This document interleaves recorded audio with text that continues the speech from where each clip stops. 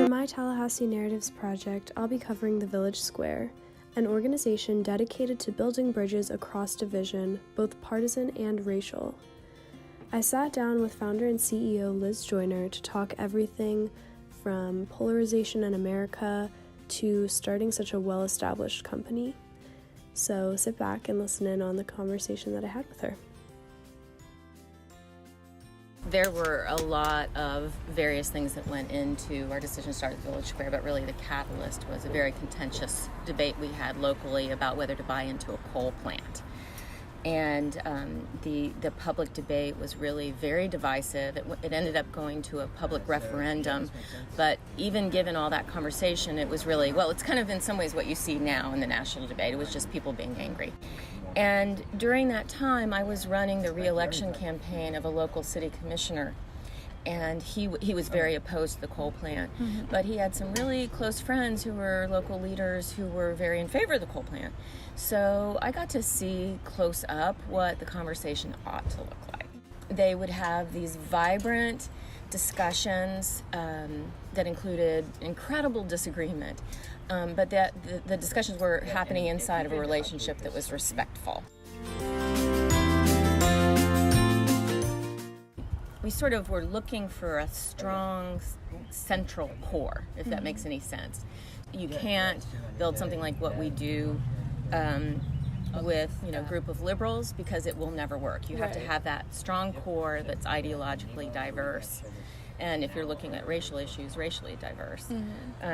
And then we then focused on relationships. So we asked those early 5 people, hey, who do you know that you really get along with well but you disagree with? And that was then our first board of directors. So in some ways we built the culture and the core of it to be strong and resilient. And then we nurtured and took care of that core. So that it would continue to sort of support what it is we wanted to do. And I think what I know now that I didn't completely know then is that we had built the core so strong. Right. And we had built it around the idea that disagreeing with people is not only desirable, but it's how you solve problems. It's the fundamental premise of American democracy. And I think so many people bought into that. We had built the culture.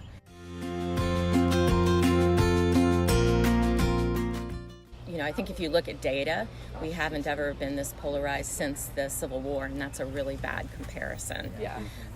And even in some ways worse than in Civil War times, we have social media that essentially just propels that division so perfectly.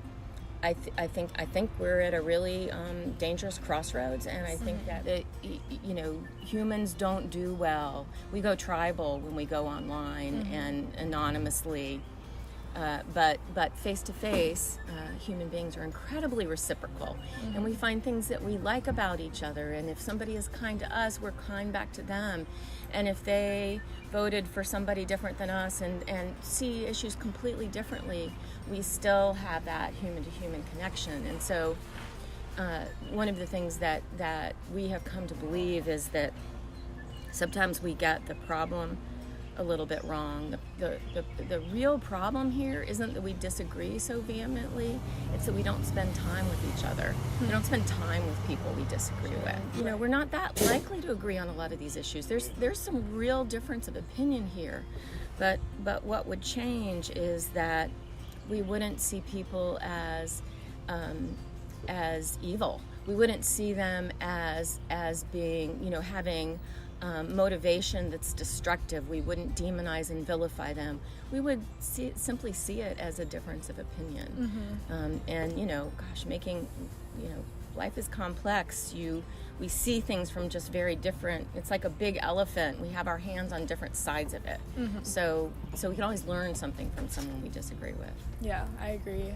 It's funny, a couple events, like lately, I've heard people come out, like, saying things about, I didn't really realize that these people are not hateful on the other side. It's that, like, they all want the best and it's like crazy that we make them out to not want the best, you know? And That's it's right. just the different avenues of getting there is like such a crazy thing to wrap your mind around until you see it the other side face to face. I think that's exactly right.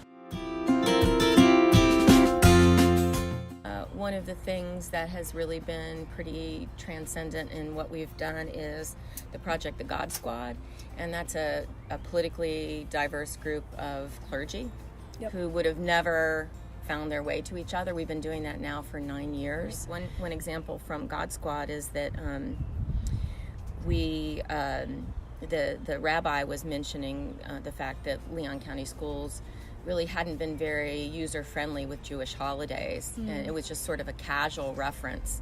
And one of the parishioners at First Baptist, who, you know, again, these are relationships that are now long-term, so who knew the rabbi and who respected the rabbi, used some connections to talk with the folks at Leon County Schools, and they made some substantial shifts. And that's a really good example of how those kind of unexpected relationships do things that you that matter. I think your generation is the most incredible. I mean, the things you can do, the capabilities you have at this age, just blow my generation out of the water. Just there is no comparison.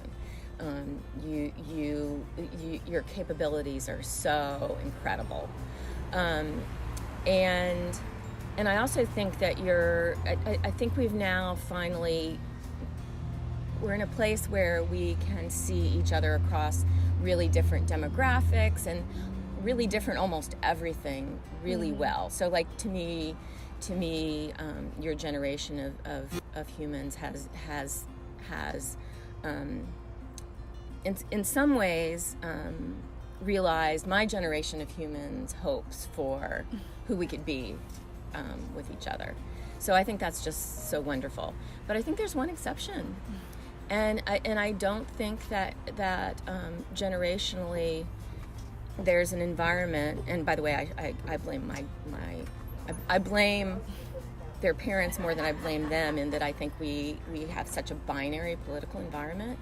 I think the tolerance for difference of opinion is very low, and it really worries me because it's what's so it goes along with the tolerance of difference and how you look and who you marry and what your religion is. All of those things. The difference of opinion goes side by side with that. Feel free to find the Village Square Tallahassee on Instagram, Facebook, or Twitter, and you'll stay informed with everything they have coming up.